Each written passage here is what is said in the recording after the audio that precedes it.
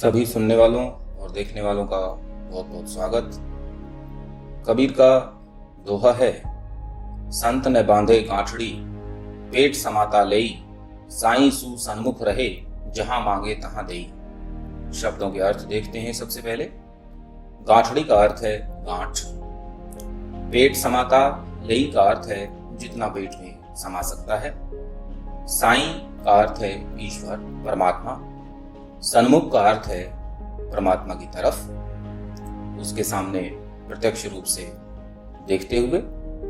जहां मांगे, जहां संत मांगता है, तहां देई, वहां वह प्रदान भी करता है, देता भी है। कबीर संत के लक्षण को स्पष्ट करते हुए बताते हैं कि संत लोग कभी संग्रह की भावना नहीं रखते। भौतिक वस्तुओं के संग्रह की भावना जहां संसार के प्रत्येक प्राणी में पाई जाती है, यहाँ तक कि पशु जगत में भी संग्रह की भावना पाई जाती है, क्योंकि संत का उद्देश्य परमात्मा के बारे में चिंतन करना, उसको जानना और उससे साक्षात्कार करना है।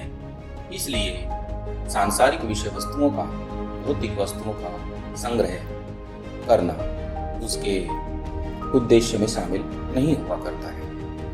पेट समाता लेई, संत लोग जितनी तात्कालिक आवश्यकता है, पेट को जितनी अन्न की आवश्यकता है, उतना ही वो एक बार में ग्रहण करते हैं और बाकी को छोड़ देते हैं। और उसके पश्चात साईं सु सन्मुख रहे, निरंतर परमात्मा का चिंतन करते रहते हैं। और जहां वो मांगकर, भिक्षा मांगकर अपना गुजारा करते हैं, वहां अगर उनके पास भौतिक वस्तुओं की अगर अधिकता है तो वे आवश्यकता पड़ने पर उसका दान भी देते हैं। वैसे संत लोग आशीर्वाद का भी दान देते हैं, ज्ञान का भी दान देते हैं।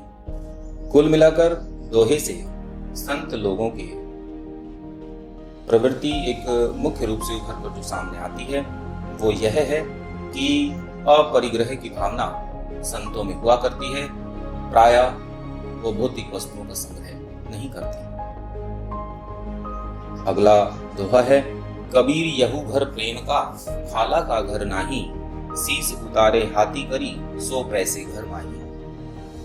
शब्दों के अर्थ देख लेते हैं। खाला का अर्थ है मौसी का घर। यहाँ प्रकारांतर से इसका अर्थ समझना चाहिए अपने रिश्तेदार का, परिचित का, दोस्त का, मित्र का घर, जहां हम बिना रोक टोक प्रवेश कर सकते हैं। शीश उतारे हाथी करी, शीश का अर्थ है यहाँ पर अहंकार, अभिमान इत्यादि भावनाएं, अहम जन्य भावनाएं, उनको उतार कर अपने हाथ में रखकर जो व्यक्ति परमात्मा को उनका समर्पण करता है। 100 पैसे घर माही, पैसे का अर्थ है प्रवेश करना, 100 का अर्थ है वह व्यक्ति ही परमात्मा के घर में प्रवेश कर सकता है। कबीर यहू घर प्रेम का, कबीर कहते हैं कि यह परमात्मा का घर बड़ा निराला है, अनूठा है, और यह हमारे सांसारिक संबंधों के घरों की तरह नहीं है जहां हम बिना रोक टोक प्रवेश कर सकते हैं। इस घर में प्रवेश करने के लिए हमें अपने अहंकार जन्य वृत्तियों का त्याग करके, उसे अपने हाथों में लेकर के परमात्मा के समक्ष उसका समर्पण करना होता है। तभी हम परमात्मा के इस प्रेम के घर में, आध्यात्मिक प्रेम के घर में प्रवेश कर सकते हैं। अगर मनोवैज्ञानिक दृष्टि से देखा जाए तो किसी भी वस्तु के नजदीक जाने में हमें प्रेम की ही आवश्यकता होती है। हम प्रायः किसी भी वस्तु के पास इसलिए जाया करते हैं, या किसी भी वस्तु को प्राप्त करने की जो इच्छा हमारे मन में हुआ करती है वह तभी होती है जब हमें उस वस्तु से प्रेम होता है या उसे जानने की जिज्ञासा हमारे मन में होती है। मनोवैज्ञानिक दृष्टि से कबीर का यह कथन बिल्कुल उपयुक्त है, और परमात्मा जैसी सूक्ष्म वस्तु को प्राप्त करने के लिए निश्चित रूप से व्यक्ति के मन में प्रेम की भावना परमात्मा के प्रति होनी चाहिए। कबीर का अगला दोहा है, प्रेम न खेती नीप जे, प्रेम न हाटी बिकाए, राजा प्रजा जिस रुचे, सिर दे सो ले जाए। प्रेम की भावना का महत्व पहले दोहे में कबीर ने बता ही दिया है, लेकिन प्रेम स्वयं कैसे उत्पन्न होता है इस प्रक्रिया के बारे में भी कबीर यहाँ पर बता रहे हैं। कहते हैं, प्रेम न खेती, प्रेम खेती की भांति नहीं है। जिस प्रकार एक किसान जमीन को जोतकर उसे अन्न के अनुकूल, पैदा होने के अनुकूल तैयार करता है और खाद पानी इत्यादि की व्यवस्था करके फसल प्राप्त करता है, तो उस तरह प्रेम को किसी विशेष प्रक्रियाओं के अंतर्गत आध्यात्मिक प्रेम पैदा कभी नहीं होता।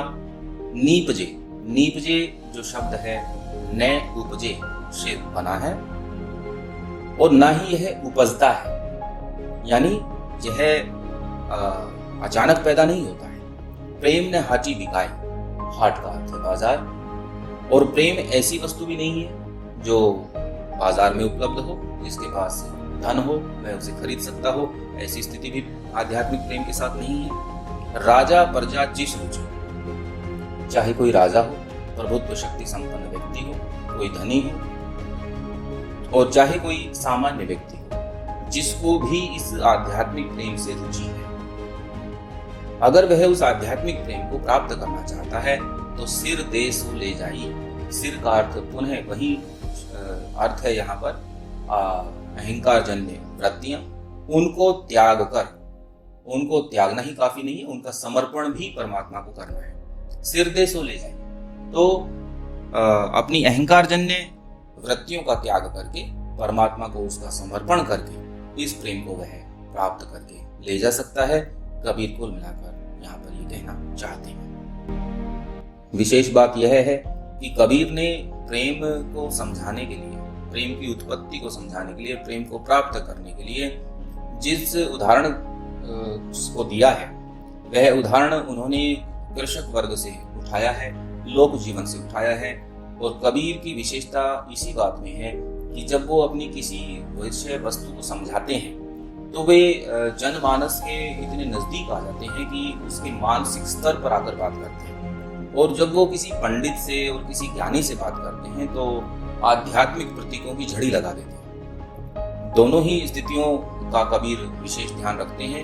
एक साथ ही वो बहुत गूढ़ और गंभीर बातें कहते हैं, लेकिन जब वो जन सामान्य से बात करते हैं, साधु लोगों से बात करते हैं, तो उनकी भाषा बिल्कुल सरल होती है, उनके उदाहरण बिल्कुल सरल होते हैं, उनके दृष्टांत बिल्कुल सरल होते हैं। कबीर का अगला दोहा है, ज्यों नैनू में पूतली त्यों खालिक घट माही, मूर्खी लोग न जानी बाहर ही ढूंढण जाही। शब्दों के अर्थ देख लेते हैं। जिस प्रकार आंखों में पुतली स्वयं समाई रहती है और पुतली के बगैर आंखों का अस्तित्व संभव नहीं दिखाई देता, त्यों माने उसी प्रकार, खालिक माने परमात्मा, सर्वशक्तिमान ईश्वर। घट का अर्थ वैसे घड़ा है, लेकिन यहाँ पर इसका अर्थ लेंगे प्रतीक रूप में मानव का हृदय। मूर्ख लोग न जान ही नहीं जानते, बाहर ही ढूंढण जाही, और बार बार बाहर ढूंढते रहते हैं। देखिए, भक्तों के साथ दो तरह की स्थितियां बार बार जीवन में घटित होती रहती है, अंतर्मन से बहिर्मन और बहिर्मन से अंतर्मन। ये यात्रा भक्त की हमेशा चलती रहती है। भक्त बाहर के संसार के अनुभवों को सचेत होकर देखता रहता है। हम ये नहीं कह सकते कि कबीर अंतर्मुखी ही रहे, वो अंतर्मन से बाहर की यात्रा भी करते हैं, तभी उनके काव्य में अनेक बाहरी जगत के जो दृष्टांत है, उदाहरण है, वो उनके काव्य में बार बार शामिल होते हैं, प्रयोग होते हैं। लेकिन अंतर्मन के जो अनुभव है वो प्रकट होते हैं बाहरी जगत के उपमानों के कारण। ये यात्रा मानसिक हुआ करती है और प्रत्येक भक्त इसी मानसिक यात्रा से जूझता रहता है। कबीर कहते हैं कि जिस प्रकार आंखों में स्वयं पुतली विद्यमान रहती है, उसी प्रकार हमारे मानव मन में परमात्मा स्वयं उपस्थित है। लेकिन जो मूर्ख लोग हैं वो इस बात को और इस तथ्य को नहीं जानते और बार बार परमात्मा को बाहरी वस्तुओं में, बाहरी प्रतीकों में बार बार परमात्मा को प्राप्त करने की और देखने की चेष्टा करते रहते हैं। अंतर्मन की चेतना, अंतर्मन की यात्रा करने का यहाँ पर कबीर ने उपदेश दिया है, क्योंकि जब तक हम स्वयं को नहीं जानेंगे तब तक हम परमात्मा को भी नहीं जान सकते। और स्वयं को जानने का यही तरीका है कि हम अपना आत्म विश्लेषण करें, आत्मचिंतन करें और अंतर्मुखी होकर उसी आध्यात्मिक जगत की यात्रा में लिप्त हो जाएं। कबीर करत है बीनती भो सागर के ताई, बंदे ऊपरी जोर होत है, जमकू बरज गुसाई। बहुत सुंदर दोहा है।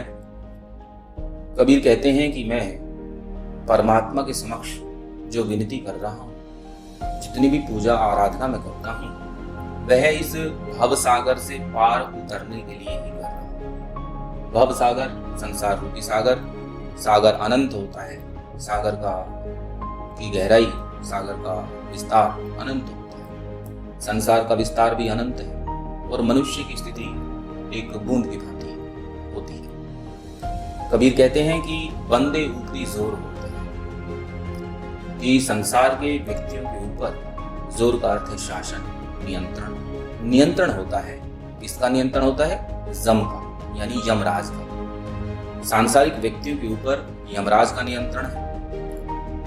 आवश्यक रूप से, अनिवार्य रूप से यमराज उन्हें मृत्यु को प्राप्त करा देंगे, यह निश्चित है।